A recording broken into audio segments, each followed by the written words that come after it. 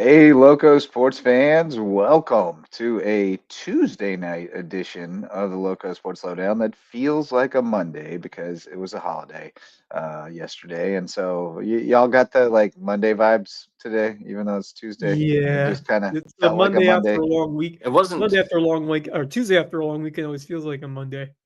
it was Yeah. not a bad Tuesday that felt like a Monday for me, but it was a very busy Tuesday that felt like a Monday for But me. it was definitely Monday-esque. It Yeah, felt Yeah. it felt like Monday. yeah, I needed another day on this weekend.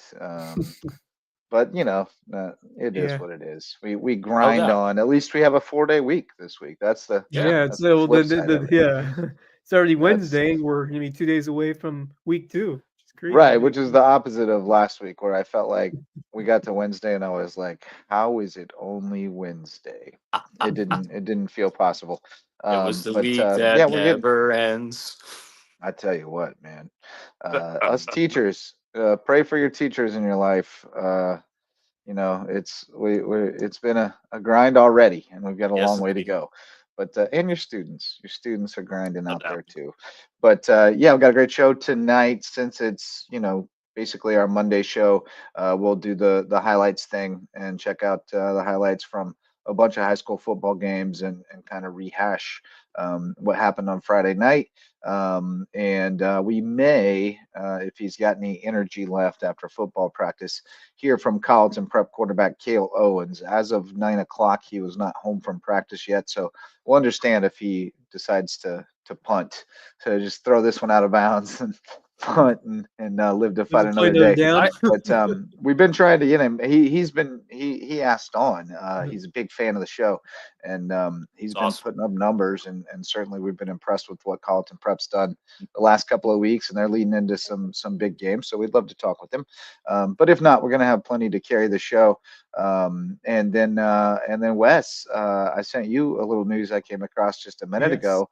Our old friend of the show, Addie O'Grady, with some big time honors, Big Yeah, South that's Player of Awesome. the Week a for huge volleyball. accolade for her, and really no surprise after watching her throughout her college career or high school career. And I'm not very surprised. She has always been a stud. So definitely talk about her and her big honor later on in the show. Yeah, But I had a great Labor Day weekend, man. It was beautiful, especially on Monday. It's really felt like fall, and it might It get did. warmer one more time again. But it's nice to have a little cooler weather for once, and it was really nice. Just had a good yeah. relaxing couple of days, and ready to get back at it and move onwards into fall sports.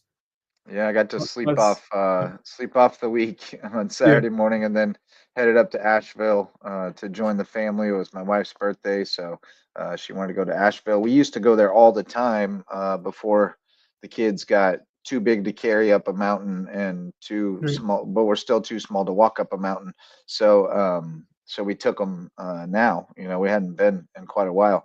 Asheville's still Asheville. It's gotten even weirder than the last time I was there. It's a trip, Yeah, I love but Asheville. It's a but it nice was a spot. good time. We got into DuPont National Forest, which is one of our favorite places to hike, the Triple I love Falls and hiking. Hooker Falls, It's and we got awesome. to eat a lot of great food and just hang Wish- out in Nashville. So good Nice. times were had, but a lot of time on the road, not exactly refreshing through holiday weekend. But we're back on the grind and lots of football coming at us on Friday. Lots of other stuff happening around the Loco, including volleyball and cross country starting to fire up. We got some golf tournaments, tennis matches.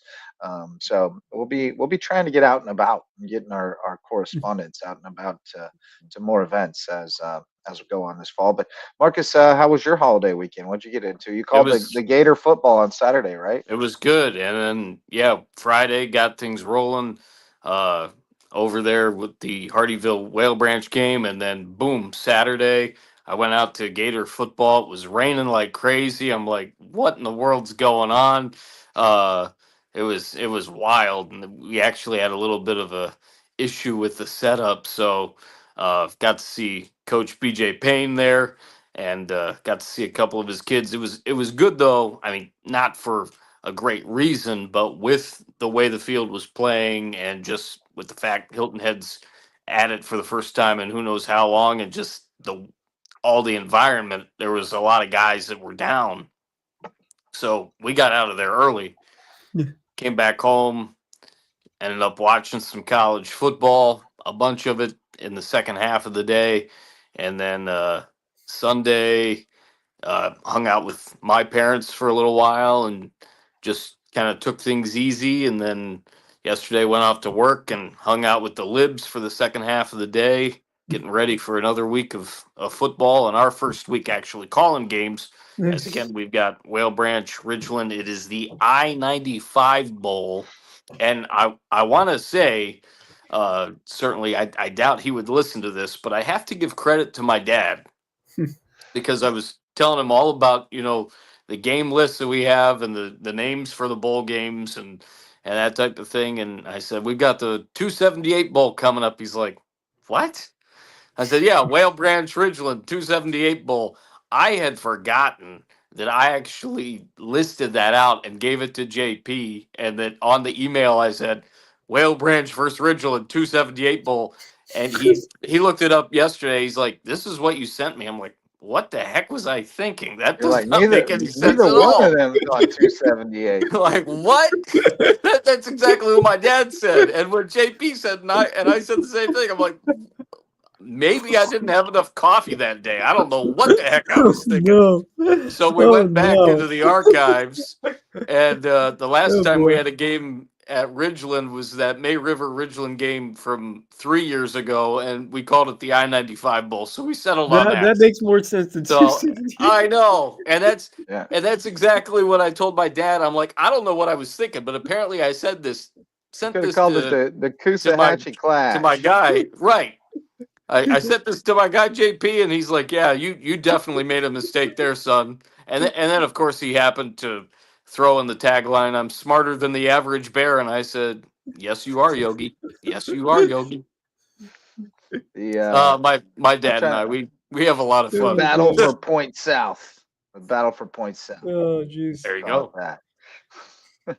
Yeah, I don't know, because like Whale Branch is more than a stone's throw off 95, but not Yeah. not I mean, too Not far. terribly, Yeah, right? but and so's Ridgeland High School technically, but like there's no geographic yeah. connector per se between the schools, but they're pretty close to each other, like geographically. So it's kind of weird. That's why I was thinking Point South is kind of, out there in no man's land between the two of them. So maybe we can make it the Point South or Kusahatchee, Kusaw Clash. I don't know. Classic. Consult me next time. I'll come up with some fun names for you. We'll have a good time with it. But Send it to no, Jeremy. good to have the extra time over the weekend, and but good to be back to the routine as well. Yeah. I always like to get back to the routine. I'm a routine guy. I love it this Um, time of year when things really get to all back in the swing of things. The excitement Yeah, on campuses. until after Labor Day, it feels kind of like fits and Right, because starts. it's the Now it traditional feels like start we of locked in. school, Right. most areas in the country, and that's when things really start to get into high gear. Yeah, now we The about to official lock start in. of fall, the unofficial start of fall, I guess you could Right. say. Indeed. I did spend some time tracking down some volleyball results from the week, so I'll talk about those a little bit too. But the show presented by Mikkelson Law Firm, our official real estate closing attorney, presenting sponsor of our Hilton Head Christian Academy coverage.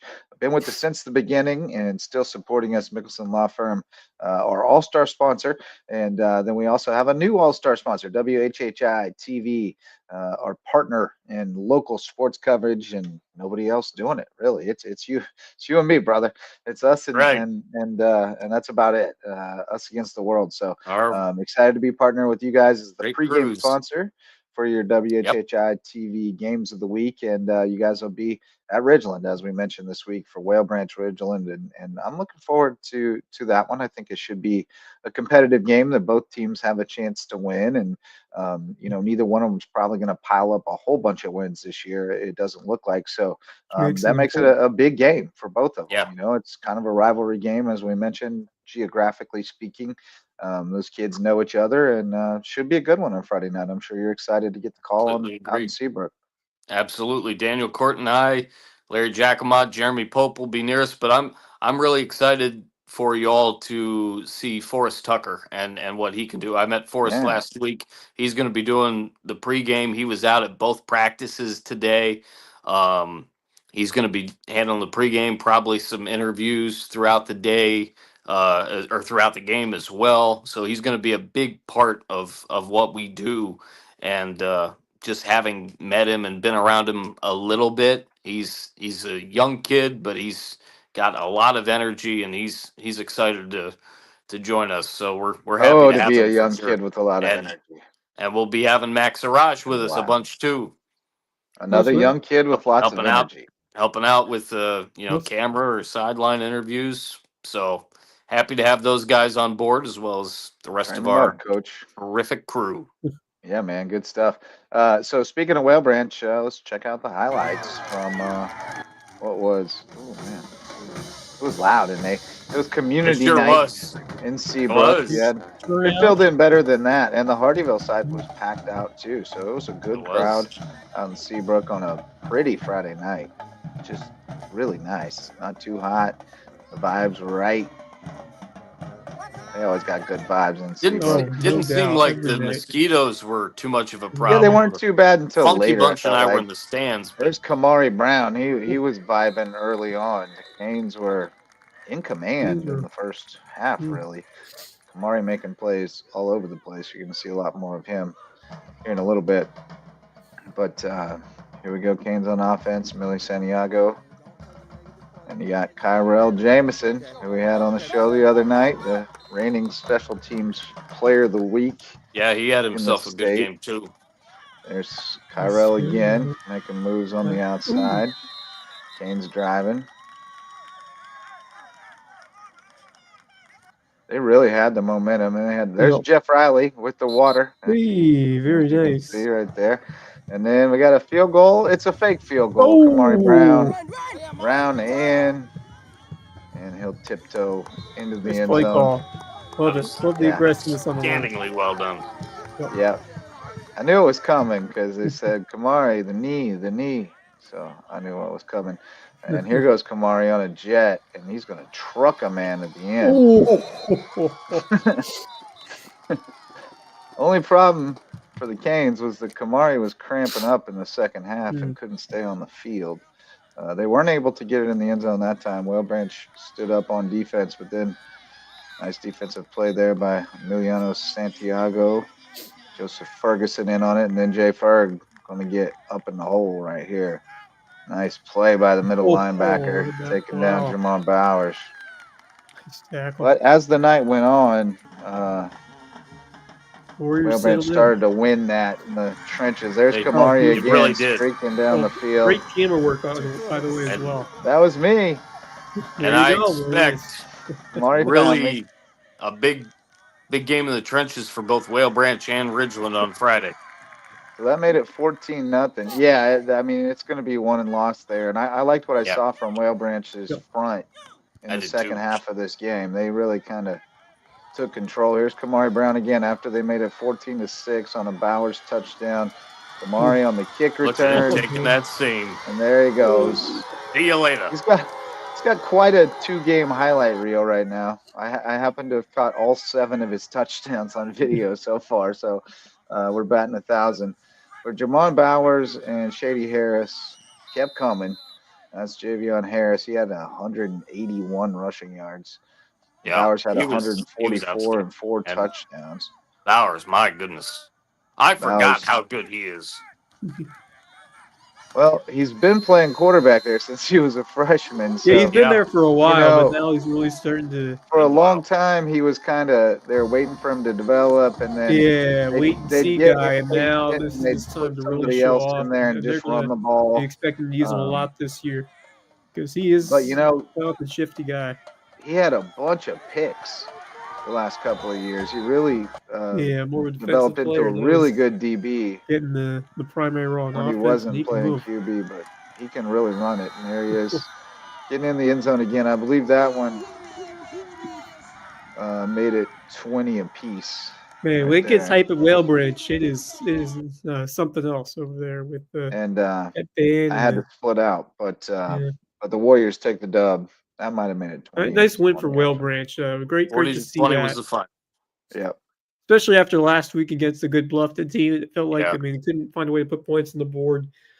Fell, on the wrong side early in Tarryville, but found a way to get some sparks. And Bowers is the guy seems like they're going to lean upon as the season goes on. Big game this coming week between them and Ridgeland. I think both teams really need that one, especially Ridgeland because they're trying to get off the do. schneid. But Whale Branch, trying to build off this past week and win a couple in a row could be huge as they embark upon their 2A schedule. So I'm very intrigued about that one, and I like what I'm seeing from a first-year Whale Branch coach who's trying to find some areas for this team to get better. I mean, obviously the expectations are certainly not as there compared to other years, but you love to see this team in the right direction. And even not in the loss, Hardyville really displayed some admirable signs on the road. Good compete level against a team that has always been a tough team to play on their home Oh, yeah. field. So good on Hardyville. I like the way that team has been developing.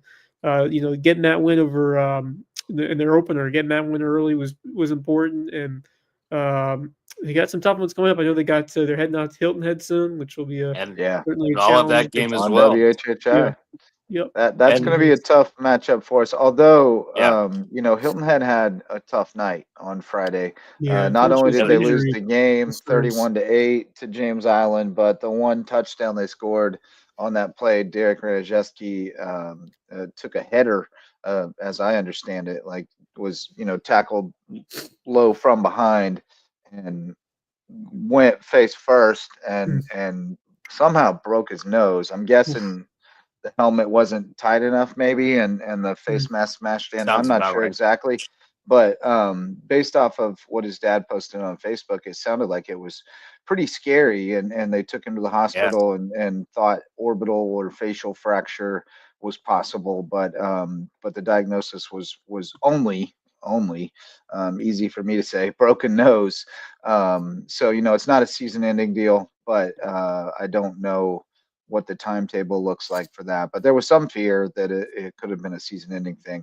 right. For the time being, that messes up their plan a little bit because they have to put Jeremiah Walters at quarterback, and that takes your best. He'll be solid there, but that takes your Here's best Yeah. receiving that's threat off of Right. exactly receiver. what I was gonna say because I think it was in the Aiken game last year, if I recall, maybe in some of the other action that I saw Hilton Head in last year. I saw Walters at quarterback, Hmm. and he's more than just serviceable. Oh He's yeah, pretty dang good. he's He's quite definitely got capable. really good ability on the ground and Oh yeah, whatnot, and he's something. So really looking forward to seeing what he can do, wherever he is. But certainly yeah. hope the best for Derek for sure. Yeah, and it sounds like the prognosis was better than it could have been. And you're right. Like I said, Walters will be fine at quarterback. It Right, just kind of changes who they are a little bit. And most importantly, it takes away their best receiving threat. Not that they don't have others, but he's the most dangerous receiver out there. So, he can't throw it to himself, Bugs Bunny Right. style. right. But There's it'll only affect only them for a one that couple can of do weeks. that, Yeah. and that's Bugs. Bugs Bunny, Bugs Bunny, Bugs Bunny. Hey, But yeah, Wes, what did you think about your alma mater losing the QB at least for a short time? Yeah.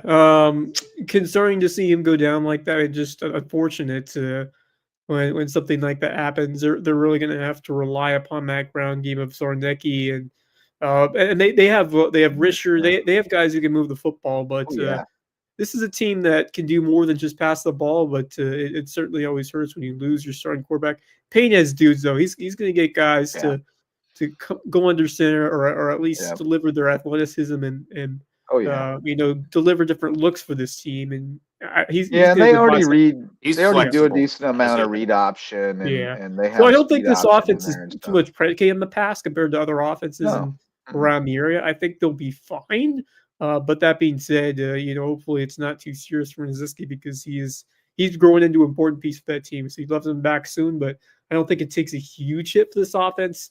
But certainly, it makes it a little bit tougher for this team to find different ways to move the football. But even so, I think BJ Ping has enough talent still on that offensive side for them to make things happen. So this next game is a big one. I mean, obviously it's not a reaching game, but it's a game they should win on the road against Aiken. And I think it should be a very competitive one. And now their work is cut out for them. Not having Renishevsky, who can step up and give that offense a spark, and which would be a very interesting game against Aiken on the road. Yeah.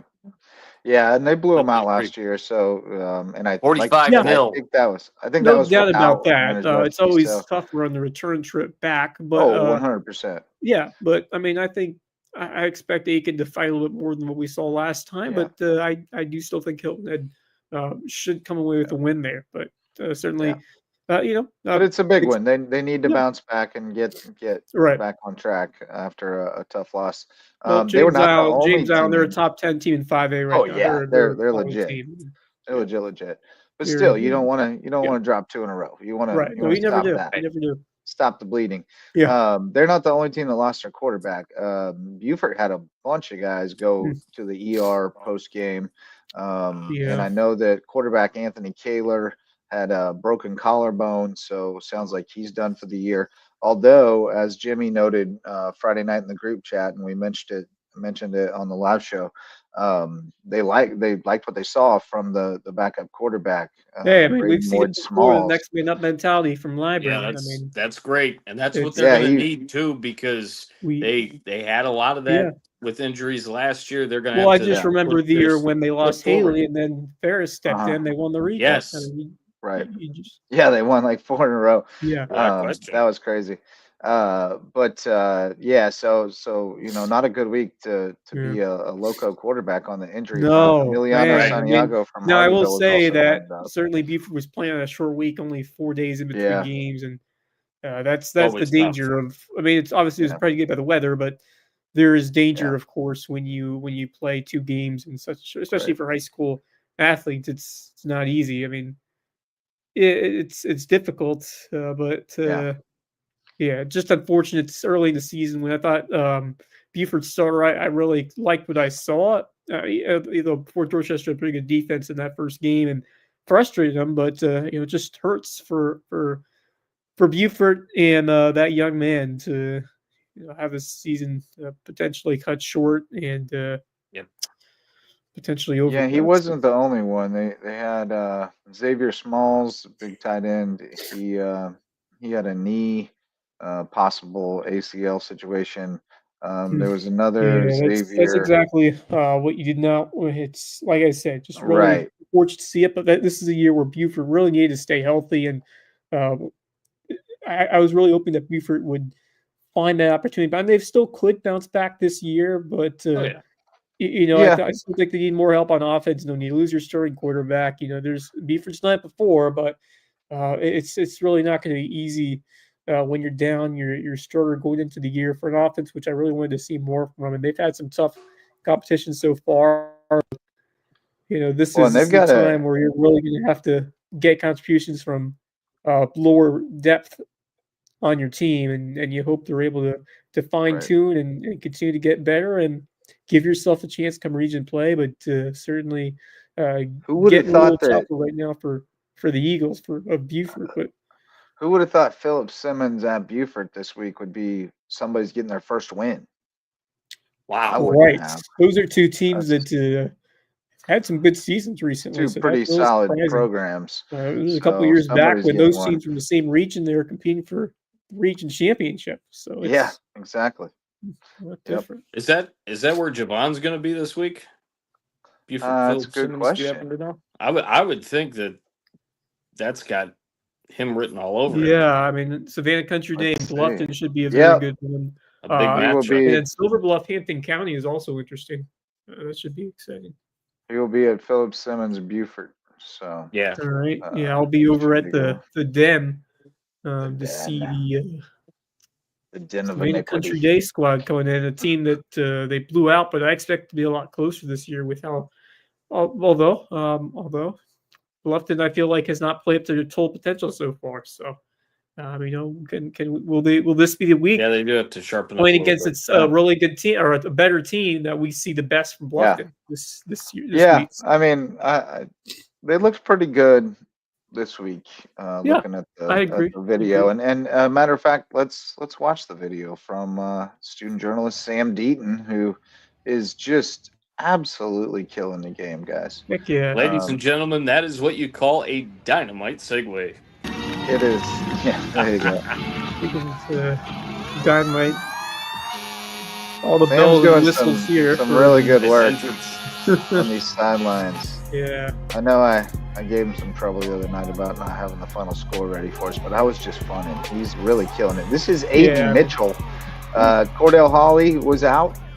Didn't really matter. Aiden Mitchell had a heck of a night. Had over 100 rushing. There goes Aiden McCarthy. It was the Aiden show. Looking forward to seeing this team. Yeah, they're pretty fun. Going deep. That's Roman Benjamin, I believe. He had 2 touchdown grabs. Yeah, it's not just Warren. It's not just Simmons. There's other guys as well. And Bluffton's trying to improve that deep receiving core. Yeah, and Amari was pretty quiet. Look at that one from Carnell Warren. Yeah, I know. I said Aiden Howe. That's what I said. Aiden Howe, the back with Cordell Hawley. Is there I say Aiden Mitchell? Is there a chance he could be back for this week? My bad, Aiden Howe. In terms of Cordell Hawley, or is Aiden? I have too many names in my head at this point in life. Yeah. Look at Carnell with the little shake and bake. Still on his feet. Look at him go. That's nasty. Wow. Mercy. I think UNC could use him last night. You think? They was struggling. Whoa. Oh, it was not the best debut for Chapel Bill. And Kevin was just asking me a couple of weeks ago, you think that UNC's going to have a greater chance of going 10-1 or 1-10? I said 1-10, but I was thinking around 500. Yeah. It'd be a long year. And Vegas moved their over/under on wins from 7.5 to 5.5 overnight. I didn't expect that kind of a result there. I thought it'd be at least a little more competitive, but also gives up the score there. Jake Parkey, when are we gonna sign you up, Jake? You gotta report on these games, man. Saunders and Gates, both great games. 21 tackles and a pick combined. Impressive. Ooh, bad snap. Oh no. Oh no. You gotta shore up that kick coverage. Oh, there's a good block. Good stuff.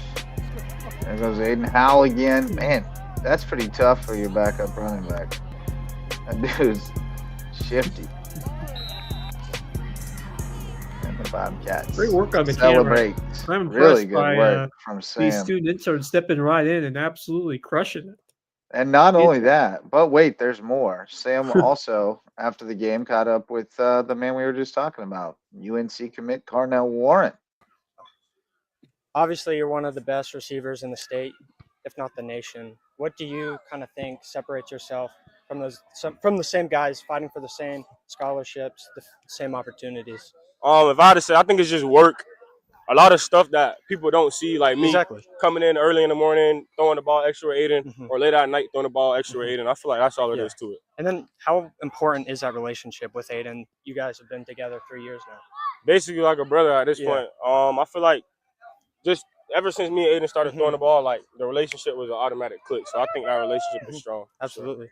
And then, offense and defense, I saw you talking with coaches a lot, kind of seeing what you were seeing, like giving them reads. As one of the main leaders on the team, how important is it for you to just kind of communicate with the coaches? Well, now that I'm a senior and I can feel the game, I know what's going on at all times.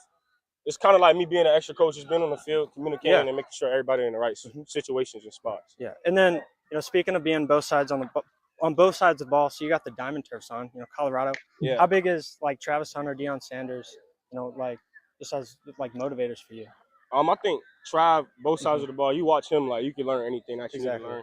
And Deion, just one of the best DB coaches, one of the best coaches. So I think like those two people I definitely do like look after. Yeah. And then your sophomore year, you had Brandon Bryant. Last year, Nate Ulmer. This year, Amari comes in, transfers. How excited are you to play with him? every receiver that you just named, great receivers. It was Yeah. a blessing playing with Yeah. the last two. Exactly. It's an incredible feeling playing with this one for sure. And then last question. Obviously you committed to UNC with Coach Belichick. I'm sure, congratulations. I'm sure that's huge for you and your family. But, with that kind of being behind you, how focused are you still, like dedication-wise focused with Aiden, with this still being your last ride, your senior year as a Bobcat? We got 8 more strong weeks of high school football, so I'm fully dialed in with me and Aiden in high school. But then after that, I'm done. Yeah. Next level. All right. Yes, sir. Yeah. Appreciate you. Yep, Thank you. absolutely. Good stuff. Sam Fantastic. Deaton, Yeah. killing the game, Great friends. stuff, Sam. Good stuff from Carnell as well. We've gotten to watch him mature over the years, and sometimes you see these grown men out there playing sports, and you expect them to act like grown men, and then you remember they're 15 and 16 years old, and you just got to hit pause sometimes and let them develop as a whole person. And we've definitely seen Carnell mature and become a much better leader. I think you would agree with that. But he and Amari both have put in just a tremendous amount of work, and Aiden for that matter. And I saw Amari's still piling up those offers, and he's still got another year to go. So it's going to be really fun to watch that offense this year. Again, it's going to be a challenge to feed everybody enough. Yeah. But sometimes injuries and dings and things like that take care of that challenge on their own, and you just kind of ride the hot hand. And so far so good. Carnell was kind of quiet the first game, but then he broke out, not broke out, but he had a more Carnell-like game this week, and Amari was a little quieter. But then Benjamin is just lurking there in the shadows, just feasting. Well, He's the hyena out there, just feasting on the carcasses because you can't cover them all. I think one of the things we were talking about before the season was, will they have too many mouths to feed? Will everybody be able to get their time with football? And it seems like so far they've been able to incorporate everybody at a pace where they've all been able to make plays, and it seems like they've all been playing well together. So that's a great sign early to see everyone in rhythm and providing their own sparks on offense. And I like the cohesiveness and the way Hayden Gregory is doing a good job getting the most out of these guys. And I just love the way this offense is developing. And, this is a big test this week against a very good Savannah Country Day team coming into the Den. I expect Bluffton to be on their best. This is not a region game, but an important statement game for this Bluffton team going forward. Yeah, it's interesting that you mentioned that, Wes. Typically, and I use this phraseology a ton, typically, if you've got a matchup, whether in the trenches or with guys on the outside, you talk about teams feeling each other out in terms of game day experience, especially here early on in the season. But this Bluffton team, with the addition of Amari Patterson, certainly it's, feeling itself out, trying to see how everything's going to work out with all the mouths that they have to feed, as we like to say. And they're doing a great job of it to this point. Yeah, they've got to brush up a little bit on some things offensively, and that'll come in the next handful or couple of weeks for sure. I'm looking forward to seeing them, of course, against Hilton Head. I'll see them against Beaufort, and then I'll see them against May River. So I'm going to see this Bluffton team a lot. They got next week. They go to Hampton it's going to be County. interesting. So their schedule's getting a lot tougher. They got Savannah Country at home, then they go to Hampton. I think like 1 or 2 weeks later they got Hilton Head. So it's the following part of the schedule where you're going to find out a lot about this Bluffton team. It's getting to crunch time already. Yeah, this is the part of the season where you're going to be on your best. This is it right here. So I'm excited to see what this Bluffton team can do, and get into this difficult portion of the schedule.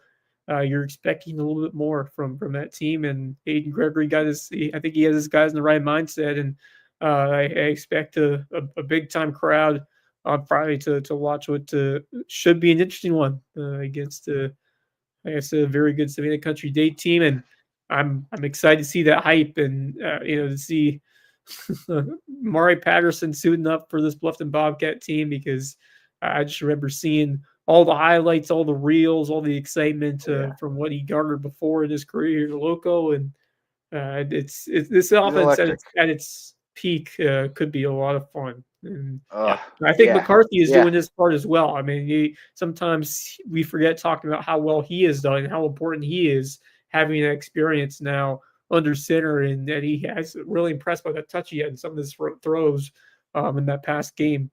Oh yeah, I think he's been exceptional. I mean, he's completing 80% of his passes, wow. 39 of 49 for 575 with 6 touchdowns, 1 pick, and he leads the team in rushing with 189 yards, which is 94 and a half a game, and 3 TDs. So he's been exceptional. I mean, you can't ask any more of him.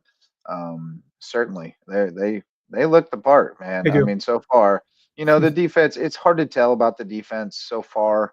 I think We'll we'll see know more a little this bit week. more. Mm. Yeah, but Savannah Country Day, as far as I can tell, and last year they were a team predicated more on their defense than their offense, and I just noticed that they won this last week 13-7 against Porter Gaud, which Porter Gaud, Right. they hung Whoa. 46 on Christian and 48 Yep. on First Baptist, Yeah. So which it's apples Wow. and oranges. But yeah, I mean, that it'll indicates just they got see a pretty what Bluffton salty can do defense. against this So Savannah Country Day I could defense, guess. which yeah, they got their first win of the year, but they played 2 very strong powerhouses from Georgia before that. So right. this is going to be a very interesting test and opportunity for Bluffton against the team that gave up just 7 points to a Porter Gaud offense, which we have seen dominate the likes of the best Skeeza foes. Now So Porter Gout is pretty run heavy, yeah, so it's a different right, look different. It's than what completely they'll see different from for Bluffton. sure compared to Skeeza Yeah. in high school league. It's a big step up, even when you go from the highest level of Skeeza to 4A high school league football. There is a big Oh difference, gosh, yeah. and then even going Yeah, into the especially Georgia. in the So trenches it's and in the apples and depth. oranges at some points, but Yeah. even so, I'm excited for the opportunity that Bluffton's going to have, and the Savannah Country Day is obviously a great team with a pretty solid defense. Now Bluffton is a completely different team than Porter Gaud. They'll throw it a ton, aerial attack. It's completely night and day from what a Porter Gaud team is, but this is still looking like a disciplined group where I think Bluffton, if they're able to play on their game, they should be able to move the ball at times against the Savannah Country Day defense. And you look on the other side of the ball, the this team is still trying to figure it out offensively a bit here, and it's going to be. I think it's going to be a tight game. Obviously, it's not going to be the ball that was last year. No doubt about that. I think Bluffton is going to compete and be ready for this one. And I do not expect to be a 44-16 game in favor of Savannah Country Day. I think it could be a lot tighter, maybe a little bit low scoring, but it should be a tremendous game. Yeah, it should be a good one. I think if Bluffton can put up 28 points, they probably win. Yeah. Maybe even 21. Last year was a pretty low scoring game, wasn't it? Like 17-7 or something like that, I wanted to say. Which game? The Savannah Country Day game? Yeah. No, they won. 44-16. They won 44-16. Savannah Country Day won. Man, I have my memory all messed up on that one. Yeah. I thought it was closer than that. But nonetheless. All right, let me see here. We got a couple other highlights to check out. We got let's see, Max was out at flipping it over to the Skeeza side of things. Max was out at Thomas Hayward, Harvey Beach Stadium. Great environment. Always a great environment. Love Harvey who came to Beach. play in this one? They usually got that barbecue truck over there. Yeah. It smells so good. You can't. Cheerleading squad on Thomas Hayward. Yep. Oh, there's the fireworks. Firecrackers are going off. They do it up right. There's Tony O'Banner. But it was not a great night. Their night. Tony and the Alton Rebels. Prep was hungry in this one. Ooh, Did a fantastic job neutralizing the Greenwood standout.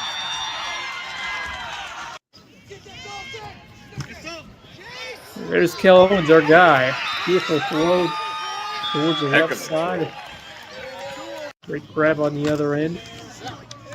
Alton Prep offense has been a machine these last 2 weeks. Up 66 against their opponent last week, St. John's Christian, and then they dominated for a good part of this one as well. I'm sold on this Warhawks team. They are playing high levels of football right now after their opening defeat. Thomas here trying to move the ball. That one is caught over the middle. And that opening defeat is, less shocking all the time just because of what JP2's doing. Right. I mean, JP2, give credit to them. They've been very competitive this year. Oh, boy. Going the other way. Yes, sir.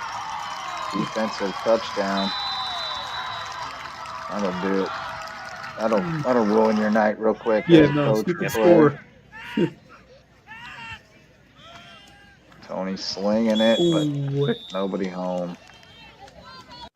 Overcooked it.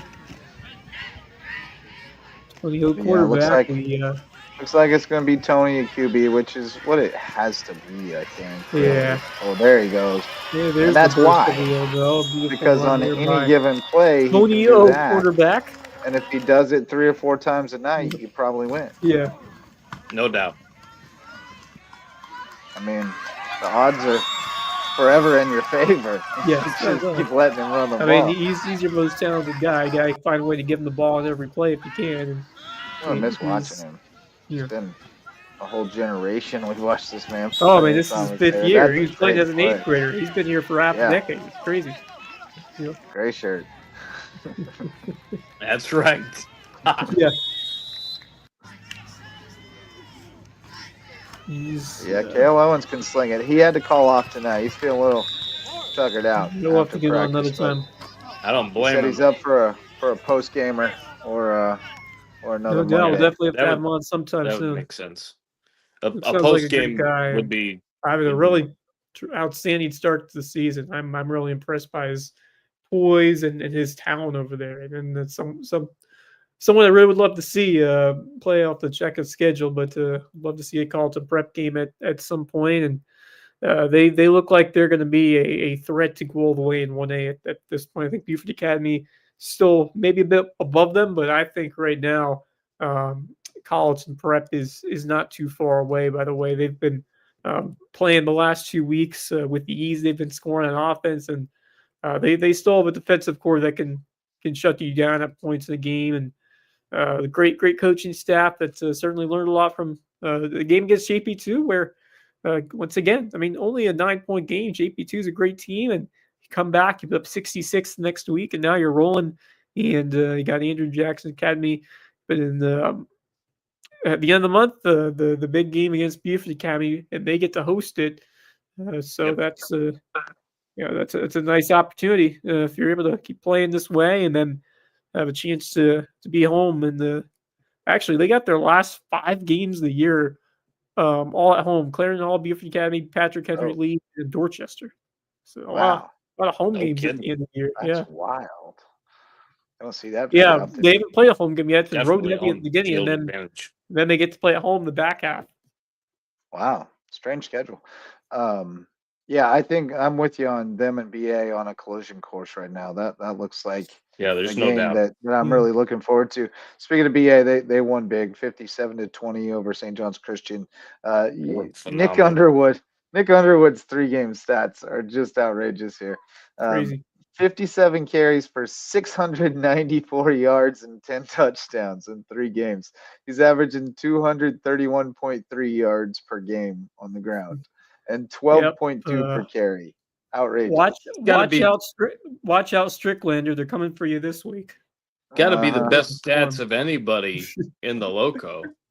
Rushing, I think he's. Wow. I think he's smoking. Wow. My Lord. 36, 41, 57 points. They've just been incredible, by the way. Their offense has been churning. Underwood's been the MVP so far, though. I think it's been a team effort when you look at other guys like Devin Fripp and, of course, Nick. But it all really starts, and the motor this year has been Nick Underwood for sure, from what I've seen. And I'm What's I'm crazy is excited for what EA can do this year. I think they underachieved a bit at the end of last season, but they are Absolutely. overachieving by leaps and bounds to start to this 2025 season, and they certainly got some tougher games to come.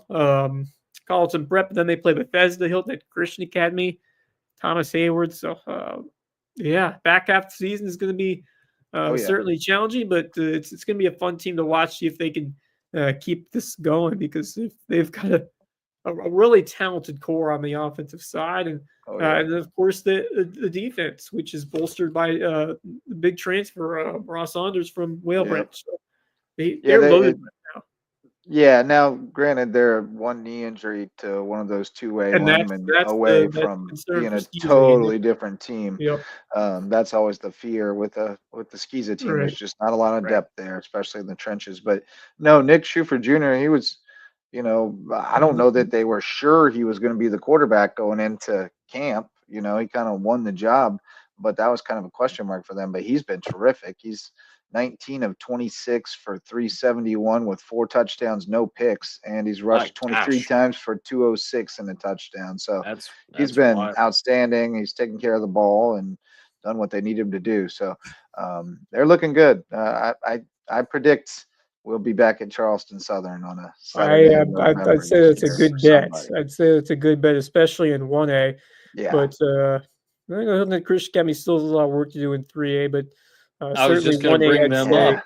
Certainly 1A, I'd say will most likely be Carlton Prep or Reeford Academy. Certainly, we never know. We could have 2 Lowco teams competing. It's never count out Thomas Hayward, though. Never count him out. And that's what I'm saying. We could have 2 area teams in that game. Mm-hmm. It's not out of the question. Still got a long way to go. It's not, and then they might play it in the cow pasture in Coosahatchee. Who knows? True, but maybe not. I don't know. Still definitely have a long way to go. Sometimes they will, but Charleston is always a fun place to go. It's always a fun place to wrap up. Got to go to East Bay Deli first. Yep. That's a must. Yep. But, all right, so a couple other games to check out here. Speaking of JP2, we got a few highlights from their big win over Battery Creek from Ray Alonzo. This is Alan Wolf trucking the ref. Good. Just trucked him. Wow. Put him down. Wow. That was a good one. This is Michael Williams from Battery Creek giving the Dolphins the lead. Dolphins fought in this game. 14-11. They had the lead, but then Jaden and Nabanet took it away. Oof. We lost him for a second, but there he goes. 74 yards. Wow. That's the game and winner. I'm not surprised at all that Battery Creek came to play, but I picked JP2 in large part from what we saw of them the first couple of weeks. Well, the first week, I should say. First week. And then with the fact that they were at home. Been doing. Yeah, they've turned the corner now, and this is a team that has been looking for that extra spark, and we've seen Wolf trying to get to that level, but not quite there. But this year, it has really clicked for him and this Golden Warrior team. And you love to see it as a fan of just the Lowco in general. And this is a team that Shane Milligan, he's been working at for a couple of years, and now they're really starting to break through. Really good ball club. They're so young. They're just going to get better and better. Yep. I'm looking forward to seeing their game against Hilton Christian Academy in a couple of weeks. They have Bethesda on Friday, which is suddenly. Do they got this Bethesda. Bethesda's not here right now. Tough that is no matchup, but also interesting. It's interesting, but I think Bethesda is just on a different level. Oh, I agree. Yeah. But I want to see it for the transitive property just to see what. Yeah, no doubt. If they can keep it close, that would be really encouraging for JP2. Because that's and they get it home again. Their home field. They've been playing well over there in Hardyville. So they're going to have their hands full, but it'll be a good. Oh, the defensive side for sure. But if they can put some points on the board, and they're going to have to score because that Bethesda team is tough to stop. Yeah, they are. Yeah, they put up a boatload of points on HHCA, 53-28, the final in that one. And I did look up some stats from it, and they were pretty staggering. 540 total yards for the Blazers, 324 on the ground. So the run defense continues to be a concern for HHCA. But Reed McCollum, he's a dude. He's going to keep you in the game. He had 395 passing, a touchdown, a pick. He had 10 tackles on defense. Joey Haupt had, excuse me, 11 for 168. And Sam Strom had 5 catches, 71 and a score. And Thomas Gem, another kickoff return touchdown, 76 yards. So they got weapons, no doubt. And they're going to put up points most nights. But the defense, definitely, we got some questions, about the defense as they get down the road. They got some big tests coming up too with Hammond and Pinewood. Reed is what stirs the drink there. And I was going to say this, a few minutes ago. A couple of weeks ago, I was like, wow, the HHCA BA game looks like a great game and one of the better games on the WHHI schedule. HHCA has a long way to go. They do, and the schedule doesn't get tough. The schedule is getting easier. They have to play Hammond. They have to play. You mentioned a couple of those other local teams, and then Pinewood Prep is the big one. That's a huge game in terms of region placing and standing. That's one they're going to have to be ready for. So it doesn't get any easier for HHCA. They're really going to have to. But hey, you can't catch JP2 as well. You can't bet against Rumpadoozy after a bye. That's the thing. They just know how to turn it around after a bye week. JP2's already had a tough schedule, and they have a tough remaining schedule. They do. JP2 games a year ago, 42-7 and 42-13. I can assure you, while we don't know as of yet who's going to win those games, and I can't think of when the first matchup is between those two. September 26th, I believe. Okay, there you go. The second one will be in October. It's going to be a lot. Both games will be a lot closer. They play twice, Christian and GP2. That's what I was saying. Yeah. Correct. The first one is the non-region game. The second one is the region matchup. They play in September and then in October. I just didn't know when the first matchup was. Yeah, I think the second one is next week 3. No, not September 26th. Yep. Okay. It must be sooner than that. Yeah. I believe it's second one's in the middle of October. Oh yeah, it's September 12th. Sorry. Yep. That's the first. Okay, that's next week. Yeah, and that's a very interesting matchup to me. Just the way JP2 runs the ball, and the struggles HHCA's had stopping the run. Where's that? We'll go into that one. Where is that game? So the first one will be in the cage, I believe. The second will be at JP2. Accurate. Yes. Accurate. Yes, the cage is always rocking. So I don't have the highlights from it, but Wes, you gave us a pretty good run. Yeah, I assume one of your interns was on there. He told me, so I. Yeah, I just haven't gotten his highlights yet. He got me some photos. Yeah. Certainly, if you feel for May River in that game, because they came back and played a very, very strong second half, and then just fell short in overtime with the missed PAT, but. Really, really encouraging from what we're seeing with the Sharks, and they continue to be a team where they're run heavy and they predicate themselves on just going to the huddle quick or going into the snap quickly and just trying to pick up a chunk of yards at a time. But I think what really stood out, and not a guy who we really talked about much because it was all Andrew Johnson. Sean Mitchell.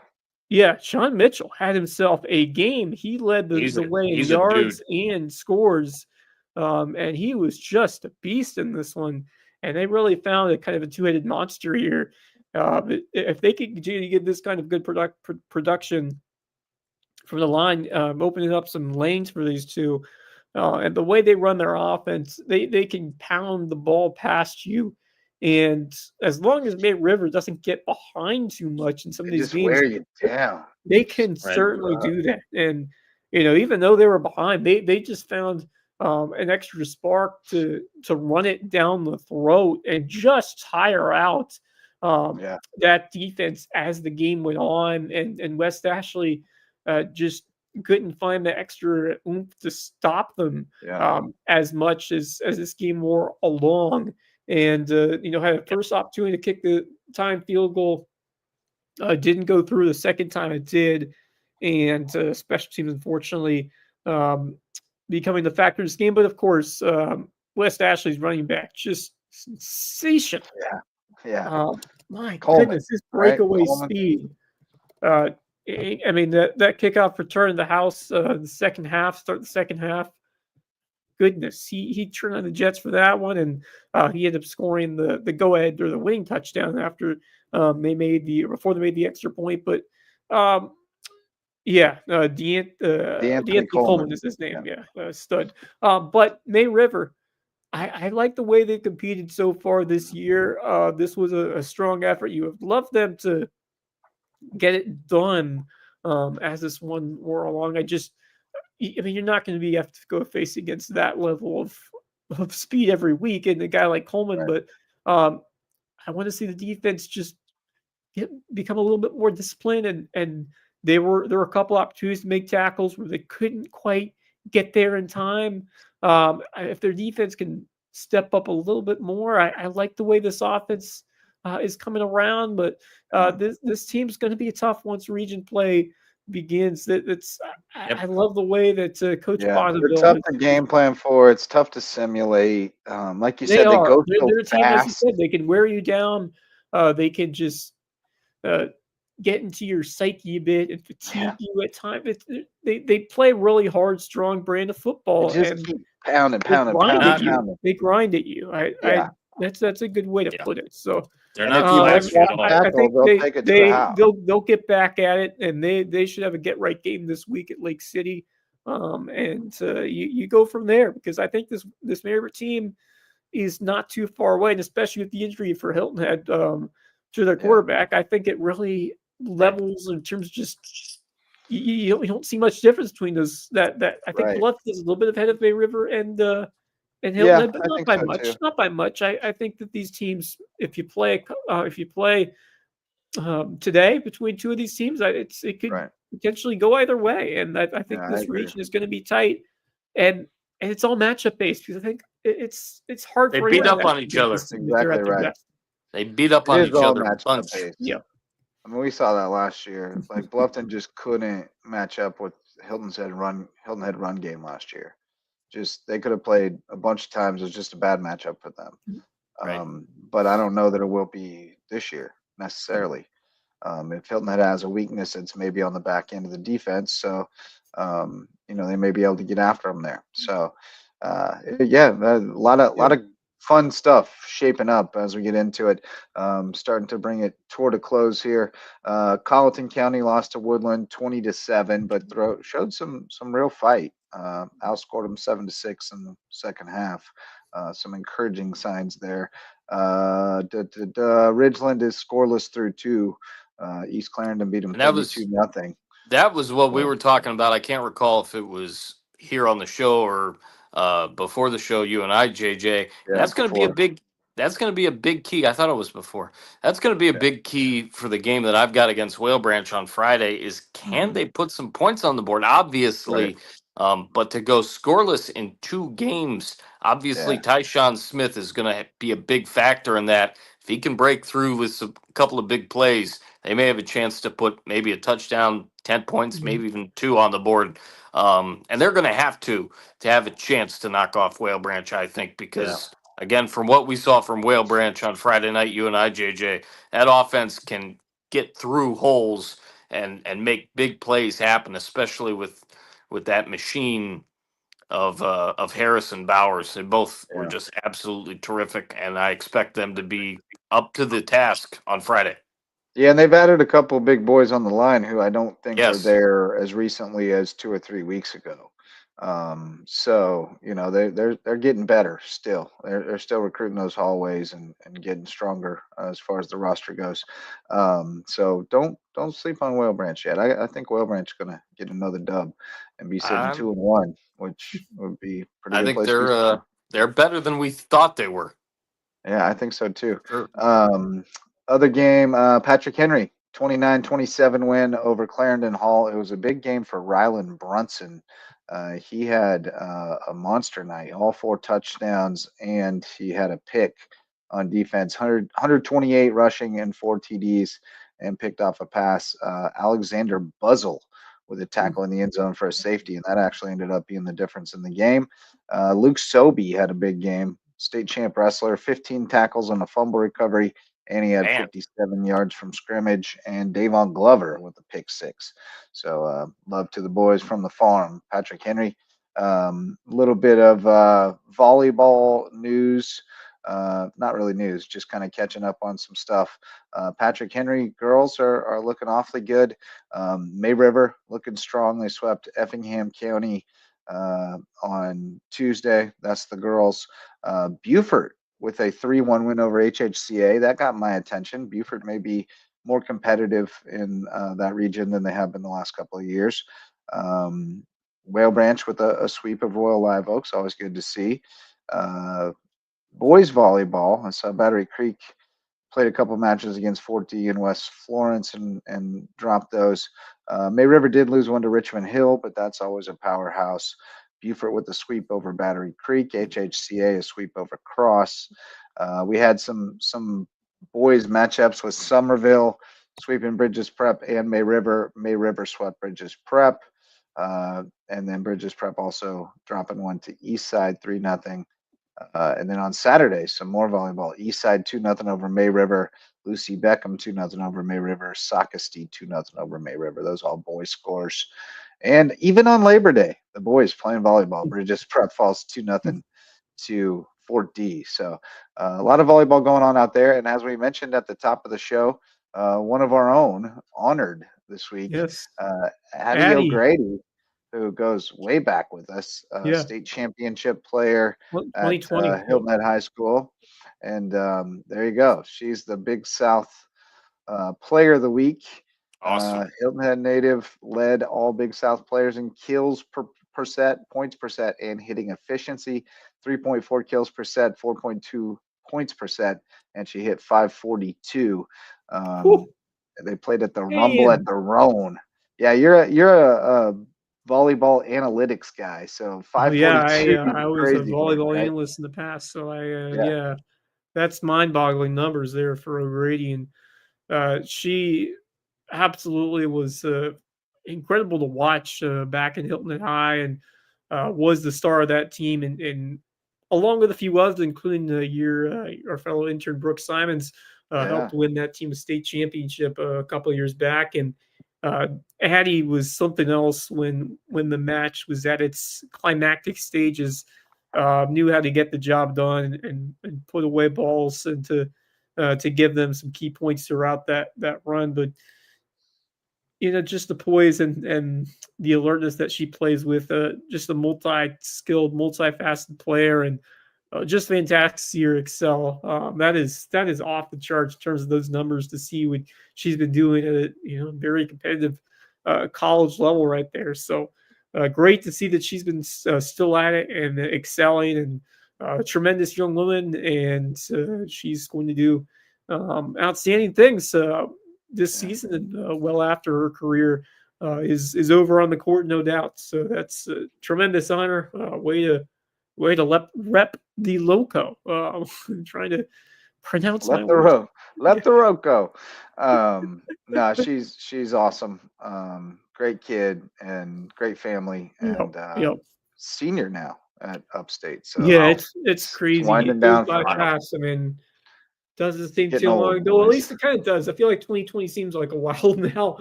Well, yeah, it was a whole other lifetime. Yeah. But still, it doesn't feel like.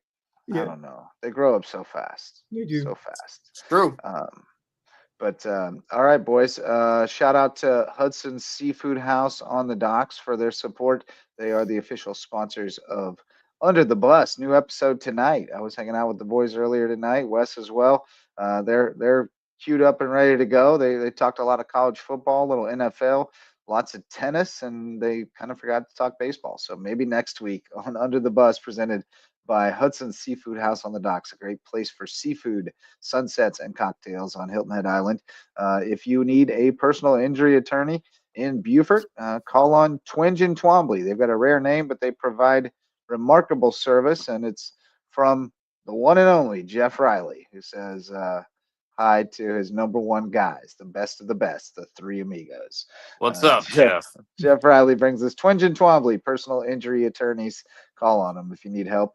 And HHI Windows and Doors, Coach Barron, our friend from Hilton Head Prep, done winning state championships, and now he's on to improving your view of the Loco at HHI Windows and Doors, as well as Reverence Wrestling Club, the official wrestling sponsor and presenting sponsor of the Loco Grind. It's wrestling season for a month. It's open season. The Sharks were in the tank today. My son got in the car and said something I can't repeat. But Tell you what, something along the lines of, Coach Powell must be pretty, that was rough. That was Coach rough. Powell must be Practice pretty was busy. tough. Around Yeah, well, he's with the football Uh. squad right now, but he's got a whole squad of coaches in the wrestling room. So they got after it today. yeah. Truman's a freshman. He's a guppy in a pond full of sharks. So he's Yes. going to go get tougher. But he's looking forward to it. I think he enjoyed getting roughed up today. And we got Jay's Barbershop, the place to be in Ridgeland, whether you need a haircut or not. I saw Big Jay over at Wrestling Pickup because his son Jacob Alfonso, now a Shark as well. They've attracted quite a few school choice people to come be a part of that wrestling program, championship wrestling program. So anyway, getting to our parting thoughts, and it looks like Jeff Riley has one that we might want to mention. Vote Finnegan. Finnegan, Yes. our Oh friend, yes, it is that is time, isn't it? he's up against Yeah. it. It's time for the PBC Mascot Challenge. He's got to defend his title once again. 2-time reigning champ, I believe. You think he won it to 2 out of 3 years, but not 2 in a row? I think. Okay, maybe that's it. Yeah. Well, we got to get back. We got to get back on the throne. So make sure you I think vote. he's Finnegan. defending his title this year, I believe. Follow USCB Athletics, and it's either Finnegan.uscb or uscb.finnegan. Yeah, But make you're sure you gonna get wanna your follow votes in that. for the best mascot in the Peach Belt Conference. And That's right, no question try to about it. win the And he's got the victory again. best Yep. mascot security as yeah, well. our mascot. first Peach Belt championship before the golf team won theirs. So there you go. That's right. And, maybe we'll get some more this year. Yep. Speaking of which, Wes, you've got a guest for tomorrow night? We do. At least it looks like he will be able to join us from last I talked. But Gary Bowden, the new women's soccer coach, will join us tomorrow night on the eve of their opener at home on Thursday. So we'll get to know all about this women's soccer team tomorrow night before they take on Chowan on their home field. Very good. Very good. Looking forward to that. You on the call for that? Yes, Thursday afternoon. Right. Oh, there you go. Very good. Finland Field. If you want to check out some college soccer, Peach Belt soccer. I guess it's not a Peach Belt match, but no, non-conference match, but the home opener and the season opener. Yep. And it's a great atmosphere for soccer. It really is peaceful over there. No Marcus, you got a parting thought for us? I just thought of one because Wes mentioned home opener, and I don't know if we exactly ended up talking about this the other day, but the Cleveland Guardians did have their schedule come out for the 2026 season. We'll see what the heck happens the rest of 2025. You're already punting on 25. I can't even answer that for you. I hope they're not, and they'll play it out the stretch, win, lose, or draw. But JJ, do you know who Cleveland has in their home opener come 2026? I'm gonna guess the Cubbies. You got that right. You're gonna pray for no rain delays. You want to go? You said you never been to Progressive Field. I haven't. I'd love to. I still I'll tell you. Might see about getting a few tickets. Maybe you and maybe a little bit. Catch a game. Maybe not as colder compared to Wrigley in April. It can get pretty cold. Yeah, I stay pretty busy in April, so it'd probably be tough for me. Yes, we stay very busy that time of the year as well. So no doubt about that. But it's true. I'll probably be busy too now that I think about it. But got a few things in the hopper. The Guardians got to crochet today, but still they did. Did not matter. Boston able to produce in the clutch. Alex Bregman getting it started with that. That has been a crazy series. It has been like a lot of high scoring games. The Guardians, they tend to make a lot of pitching changes. They like to use their full bullpen in a lot of these games. Just that's what the problem is, for as rough as their starting rotation was a year ago, their bullpen was on point. Now the starters are better, but they still have their hiccups, and it seems like just about everybody in the bullpen is having hiccups. You score 7 runs, you should win 9 times Pardon me. You score 7 runs, you should win 9 times out of 10. True. It's just been That's it's been good. an up Sox and guys have been down, swinging at this topsy series. turvy season for Cleveland. Yeah. The Cubbies have clawed within 5 of the Brewers.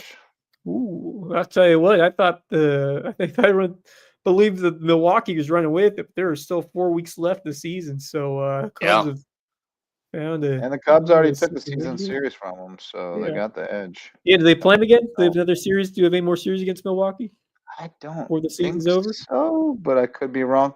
I know You the know, I Cubs have think the clinched one the thing season about Major series, League but Baseball and this whole new scheduling system I is they don't know.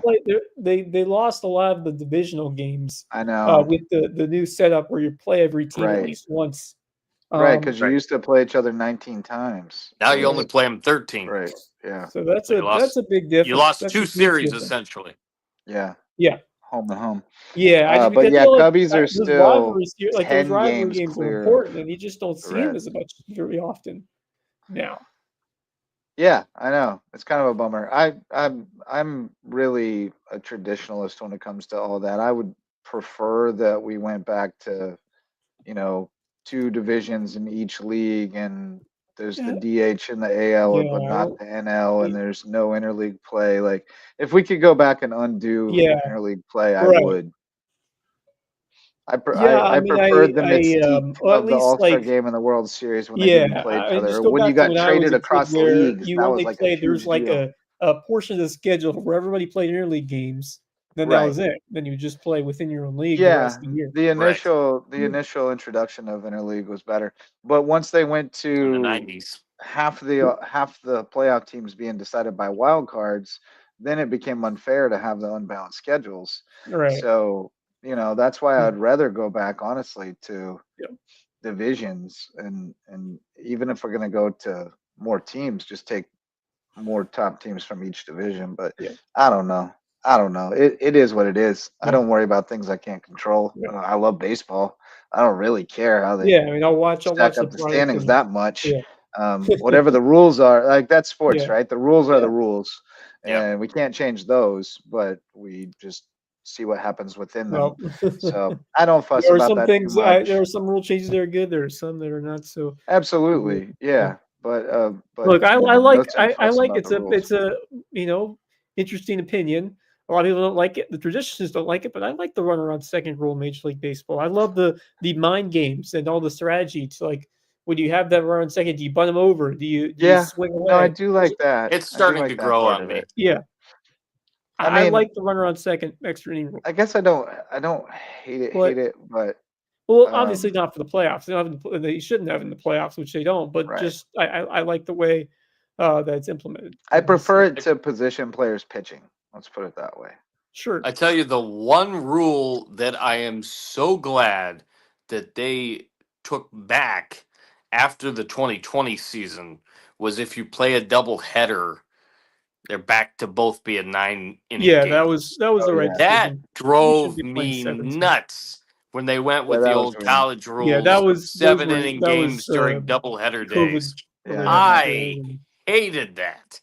Yeah, that was. I mean, Yeah, the I other don't know. rules that They they've didn't- stuck yeah. with, I'm all for, but I mean, I'm the pitch so clock- glad they went back to Yeah, the 9 pitch clock Pitch has clock worked made well. baseball better. It's great. Yeah, I And the think it's pitch been clock's very- been terrific too. Yeah, I mean, Yeah. you talk about the average game length reduced by You've what, got like 20, 30 games minutes or so. It's averaging taken off. about And I 2.5 like the hours. increased Yeah, running. I mean, you used to have like 3-hour games average at one point a couple of years ago, which is way too lengthy for a regular season baseball game. So I think, I mean, there have been some skeptical moves, but for the most part, I like the way it's been flowing. But I love the baseball. my parting thoughts. We talked about this on Under the Bus a bit, but how cool is it to see Venus Williams still out there on the courts, and not just there, but they got to the quarterfinals in Quarters. doubles. Yeah, I mean, what an accomplishment at age And it 45. took the number 1 seed to beat them. Yeah, which certainly she made a lot of news. Taylor Taylor Townsend, who certainly had her name all over She the had a tournament in terms of beef, singles and then she play, had and a we talked about it on meltdown. Under the Bus. But yeah, I mean, it took the number 1 seed team to knock her and Layla Fernandez off, and that's really cool. 45 years old. You love to see those old veteran players, still doing it at that age, and she is an athlete, she is a competitor, and she continues to be at the top of her game, and that's pretty inspirational stuff, and that's awesome to see. Certainly drew a ton of crowds out there, and a bunch of longtime Williams sisters fans. So really, really awesome to see her still. What a run to get to the quarterfinals at that level of your career. She looked Even good adults, too. that is not easy. So tremendous run from Taylor Fernandez. Taylor Fritz trying to get into a fourth set here against Djokovic. By the way. Oh, he's 5-2. So it looks he's like up he's 5-2 in good the position third, to make so it he's a looking fourth good. set. He had a chance. But I'll tell you what, I think Alcaraz is going to be favored no matter who wins this one. He's an animal. Or is it Alcaraz or Sinner who's plays? I think it's Alcaraz. Well, they're both animals, but I don't know, because soccer or tennis seeding is a little different than it is in most sports. Like the 4 and the 7. No, the interesting thing is when you wouldn't expect Osaka and Goff to play in the round of 16, but they play each other then. I don't really understand the whole. There he is. I lost him for a second. Yeah. I don't fully understand how they do the seeding, because it's not like every other bracket. Right. Because like 4 and 7 can't meet until the finals in a regular bracket. So I don't understand. That is strange. But yes, it is Alcaraz against the winner of Djokovic and Fritz. Okay. In the semis, Alcaraz made quick work of his opponent from Czechia, Lehecka, today, and he is. It's going to be Alcatraz Center for all the marbles, it would seem, and that's what you want right now. That is the Federer and Nadal of the current time. So that's the one you want. That's a great matchup. The women a little more wide open. We'll see. Yeah. See how that one turns guess out. who's still in it? Someone we've talked about before. Jessica Pegula. Yep. Yeah. She was Jessie when she played down here, but now she's Jessica. Yep. They grow up just like John Peduzzi. All right. Parting thoughts. Gosh, I don't know that I necessarily had one queued up. But I don't think I really have one queued up for you. Hadn't thought about it that much, but I will remind you again to go vote for Finnegan. Yes. For your Peach Belt Conference mascot, and you got to stay on it. There's going to be more opportunities. Can you vote more than once? You got to keep voting. I think you can vote once on each platform. I think. On each on your phone, tablet, like Instagram, Facebook. On different media platforms, like on different. I don't know what all media platforms they're on, but no, I don't think they're going to have any voting for best sweat mopper, because everybody already knows who would win. Everybody knows who that is. You would beat everybody, no doubt. Absolutely right. We already know it's not even a contest. So Addie O'Grady was my big parting thought, and I sure, that counts. I spoiled it on the show, but definitely looking forward to getting Cale Owens on another time. He's eager to get on, and we love it when the kids want to get on the show. That's our favorite thing. Looking forward to another big Friday night of high school football with you guys. We'll have a bunch of games on tap, although a lot of them played outside the Lowco this week, it feels like. There are a decent amount of road games, but quite a few.